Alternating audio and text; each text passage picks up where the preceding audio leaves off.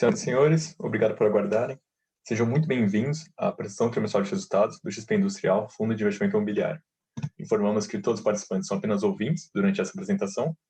Lembramos que a apresentação será gravada e será publicada no site do fundo nos próximos dias. O espaço de perguntas está aberto e as mesas serão lidas e respondidas pelo time ao final da apresentação. Reforçamos que o nosso canal de relação com investidores está sempre à disposição através do e-mail ri@xpasset.com.br. Agora gostaria de passar a palavra para o time de gestão da XP Asset Management. Uma excelente apresentação a todos. Muito obrigado. Bom dia a todos, obrigado pela introdução. Prazer ter vocês conosco na apresentação trimestral do XP Industrial. Eu sou Pedro Carrasco, faço parte do time de gestão do fundo e junto com o Lucas Paraviso vamos fazer a apresentação para vocês. Ao final da apresentação, a gente vai responder as perguntas constantes do Q&A. Dando início à apresentação, na carta do gestor, a gente traz alguns destaques, inclusive macroeconômicos, em relação ao ano de 2020. Todos sabemos que o ano de 2020 foi um ano bastante atípico em função da pandemia, com o primeiro semestre, sobretudo o segundo trimestre, muito difícil, um terceiro e um quarto trimestre de recuperação, ainda que tenhamos tido um mês de dezembro um pouco pior que os meses anteriores, em função da retomada da pandemia, em função do início da segunda onda, inclusive voltou a fechar algumas cidades Brasil afora. Ainda assim, a gente teve uma leve melhora em relação à expectativa de retração do PIB. A gente vinha falando de uma retração de 4,8% no ano de 2020 e a projeção mais atual fala de uma retração de 4,4%, então um impacto um pouco menos pior para o ano de 2020. Em relação a 2021, o foco volta a ser a aprovação das reformas estruturais tão necessárias para o Brasil. A gente está com uma expectativa boa em função do término das eleições da Câmara e do Senado, que ocorreram na semana passada, e com isso a gente espera que muito em breve a gente volte a ter boas notícias em relação à retomada da agenda de aprovação das reformas. Em relação à taxa de juros, na última reunião do Copom, o comitê manteve a Selic no patamar de 2% ao ano, porém, já com um discurso diferente, em que a gente imagina que os juros possam voltar a subir muito em breve, já há quem diga que volte a subir na próxima reunião, no mês de março, mas ainda assim a gente acredita que o patamar de juros na casa de 3,5% a 4,5%, que é o que as expectativas indicam para o final do ano de 2021, ainda seja um patamar super saudável para o desenvolvimento do mercado imobiliário como um todo. Tá? No quarto trimestre de 2020, o fundo distribuiu um total de R$ 1,86 por cota, o equivalente a um dividend yield anualizado de 6,3%, considerando a cota de fechamento de dezembro de 117,80. Em relação às perspectivas, a gente fechou o quarto trimestre com uma BL própria de 242 mil metros quadrados, uma pulverização bastante grande de locatários, e essa diversificação de locatários, somada uma diversificação setorial e a qualidade creditícia, nos fez passar bastante bem pelo ano de 2020, sobretudo no pior momento da pandemia. A gente comentou isso nos calls anteriores, mas a gente teve um nível bastante baixo de descontos e apenas demos alguns diferimentos, que, aliás, é uma pergunta aqui do Anderson. Foram dados alguns diferimentos e como estão o pagamento desses diferimentos?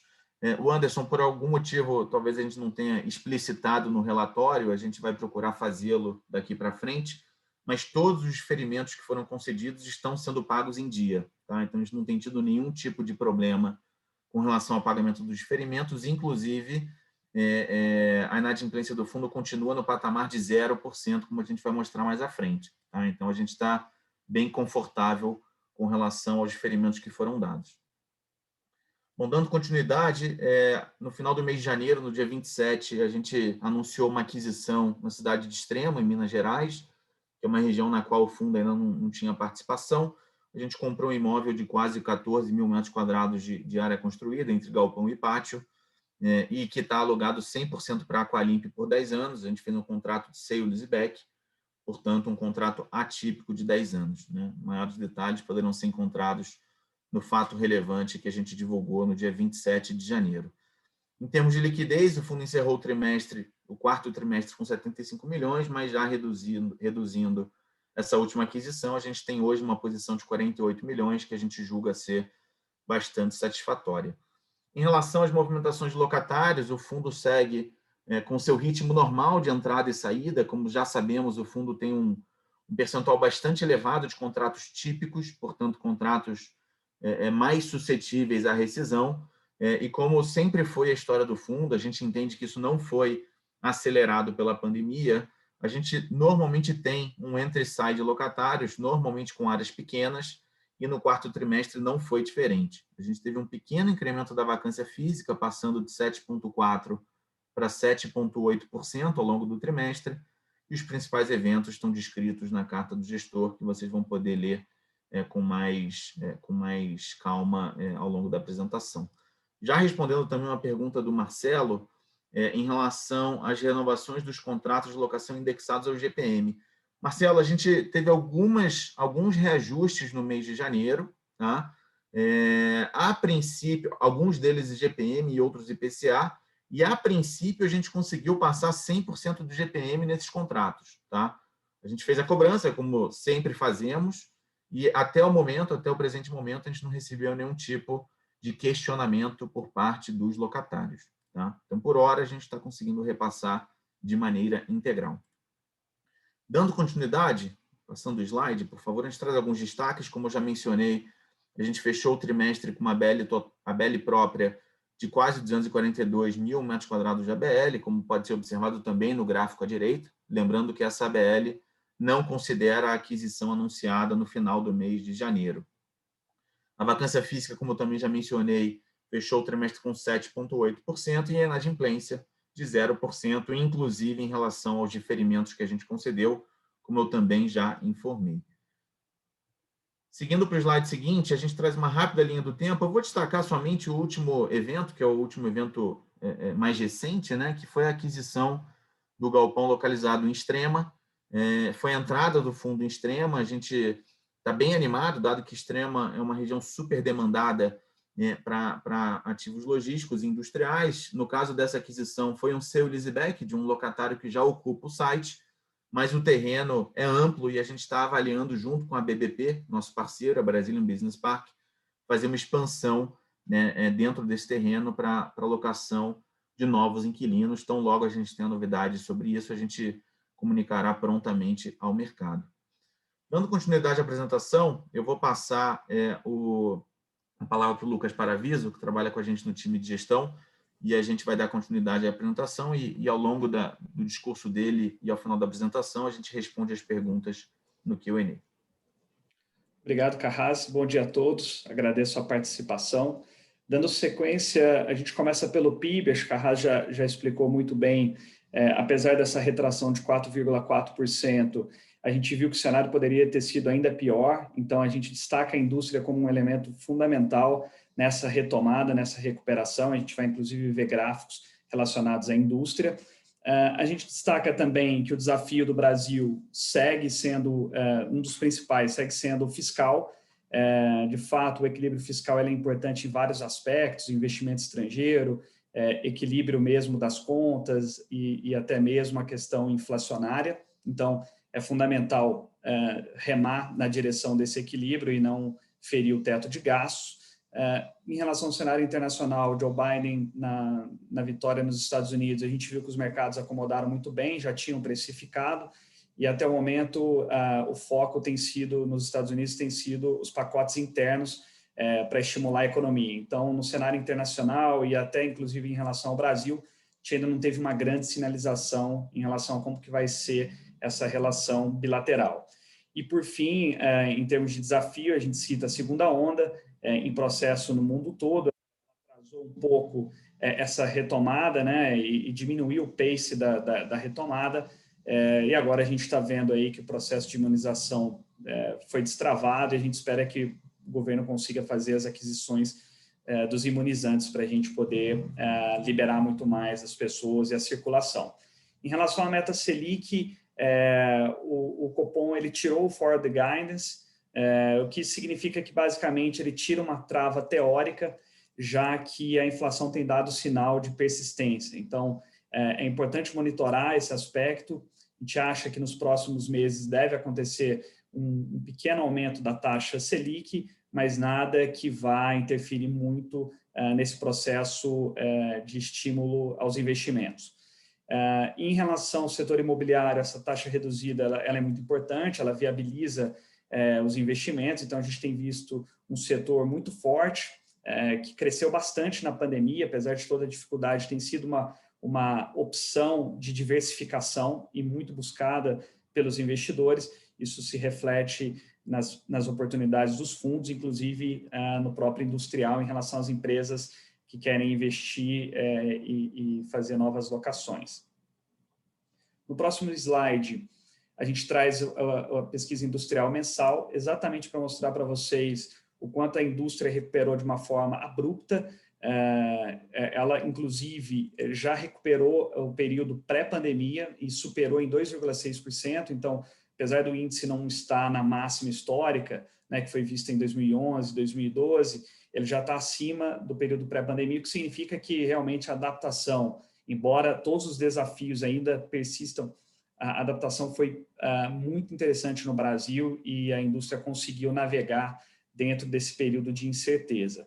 Em relação ao índice de confiança empresarial, a gente tinha visto uma rápida recuperação também dessas expectativas, a gente acompanha como indicador antecedente, e agora, nos últimos meses, a gente tem percebido uma certa estabilidade no indexador, no indicador, o que significa que o empresário hoje ele está em compasso de espera, ele está observando um pouco mais como vai evoluir esse processo de imunização. A gente vai acompanhar aqui nos trimestres seguintes. Em relação à inflação, o IGPM fechou em 23,1%, então realmente um valor muito expressivo em relação ao próprio IPCA, que fechou em 4,5%. O IPCA fechou acima do centro da meta, o que reforça a preocupação trazida pela última reunião do Copom. Em relação ao IGPM, a gente viu que a indexação dos produtos em dólar foi um efeito muito forte e acabou explodindo o indexador, mas para os próximos anos a expectativa é que haja um maior equilíbrio. Então, no curto prazo é bom em termos de contratos no fundo, mas o equilíbrio desses dois indexadores no tempo, ele costuma ser mais benéfico, né, pensando no longo prazo.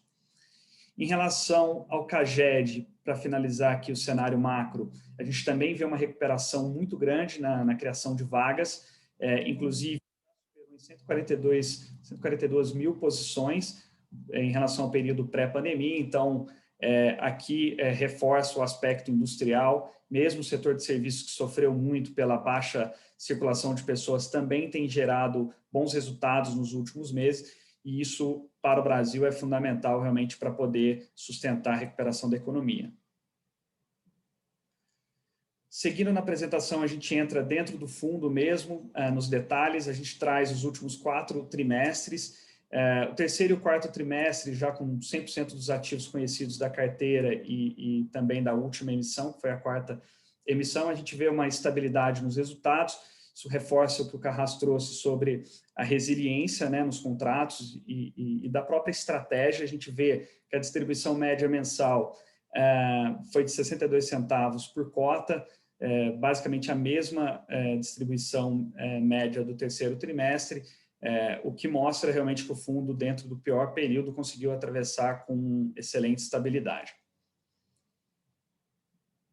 Em relação ao histórico do fundo, desde o IPO, a gente vê que, em relação ao retorno total, a gente teve 37,2%, então aqui olhando variação de mercado e rendimentos distribuídos, contra o IFIX no mesmo período, comparando o mesmo período, rendeu 34,1%. Em relação ao valor patrimonial, a gente destaca apenas que esses 10,9% ainda não refletem a avaliação de 2020, ela foi realizada já, agora está em processo final de validação pelo administrador para ser refletido na carteira e também vai ser objeto da própria DF de 2020 e aprovação de contas.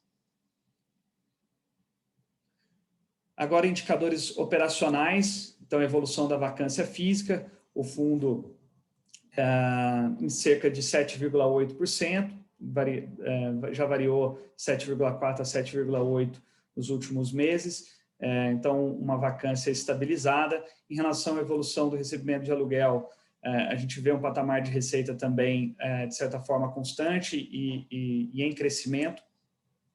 Em relação ao mês de reajuste dos contratos, como o Carrasco destacou, a gente teve diversos contratos corrigidos agora em janeiro, a gente não teve nenhuma sinalização ou questionamento, obviamente a gente fica na expectativa do efeito caixa, mas no geral a gente tem conseguido repassar muito bem a inflação dos contratos. Data revisional até 2021, então como os contratos na sua maioria são típicos, a gente tem essa possibilidade, mas dentro dos condomínios aqui investidos pelo fundo, a gente tem uma equalização de mercado bem razoável, então a gente não enxerga grandes problemas nesse sentido.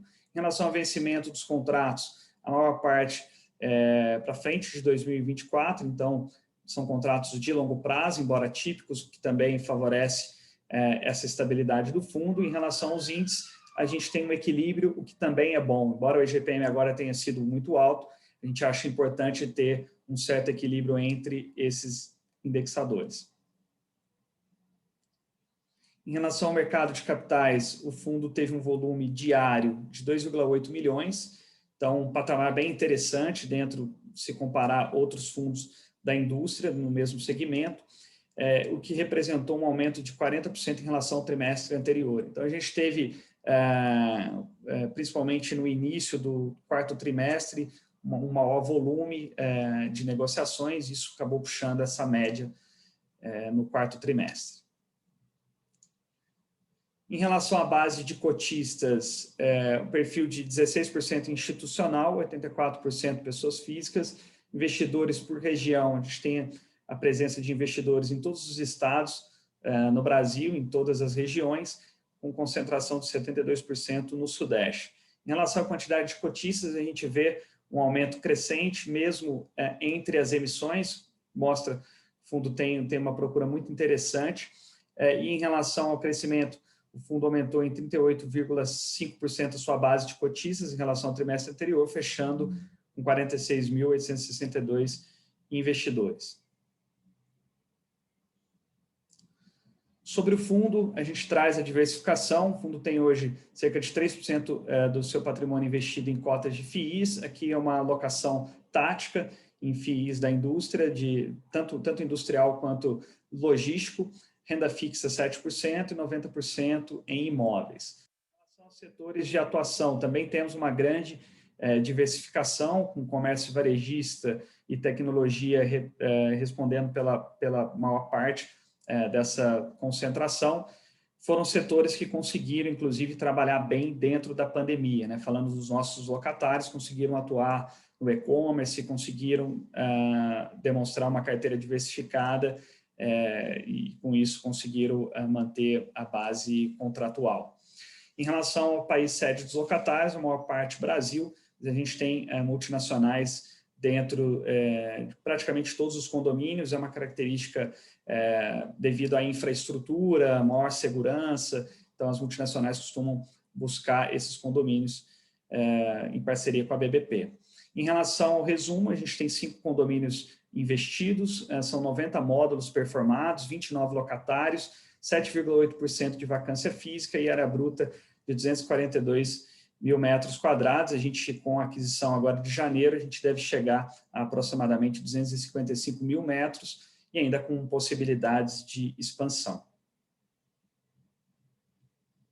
Aqui a gente não precisa entrar no detalhe, mas tem a lista de todos os locatários, área, vencimento também do contrato, para poder demonstrar no detalhe o perfil de locatários. Pode seguir, por favor.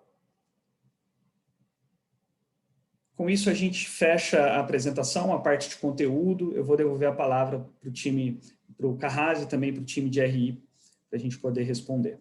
Um abraço. Senhoras e senhores, iniciaremos agora a sessão de perguntas e respostas. Para fazer uma pergunta, por favor, envie via espaço Q&A.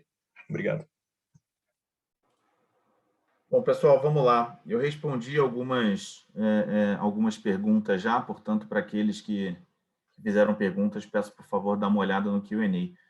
Vou responder as perguntas que vão surgindo lá a partir de agora. O Renan faz a pergunta, como estão as negociações com o inquilino norma, que constam no relatório gerencial como vencido desde agosto de 2020.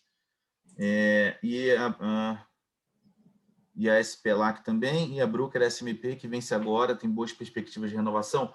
Renan, a despeito desses contratos terem vencido, a gente não recebeu nenhum tipo de comunicação por parte dos inquilinos quanto à necessidade ou desejo de desocupação, então, naturalmente, o contrato passa a vigorar em prazo indeterminado, portanto, os inquilinos permanecem conosco. A gente vai procurar ambos para fazer a renovação dos contratos, mas até o devido momento, a gente não teve nenhum tipo de informação quanto à saída desses dois inquilinos. Se o Lucas quiser me complementar, por favor, fica à vontade. Não, está perfeito, Carras.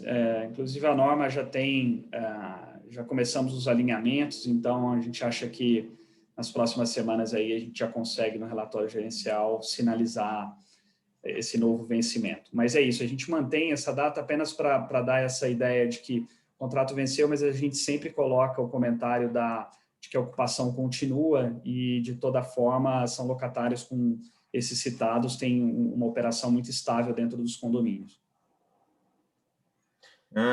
O Marcelo comenta que o Brazilian Business Park está fazendo terraplanagem e movimentações que aparentam novos galpões.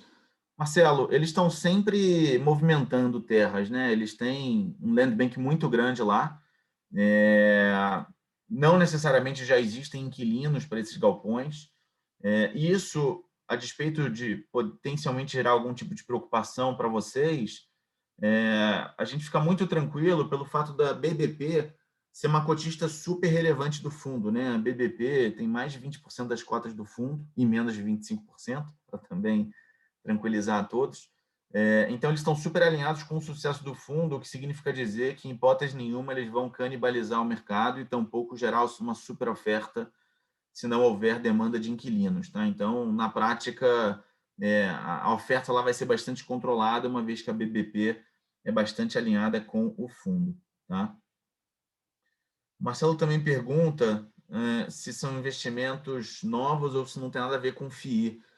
Não tem nada a ver com o FII, tá? Foi como eu mencionei. A BBP tem um land bank próprio bastante grande e a gente tem segurança de que não teremos uma super oferta de galpões lá, dado que a BBP está super alinhada com o fundo, tá bom?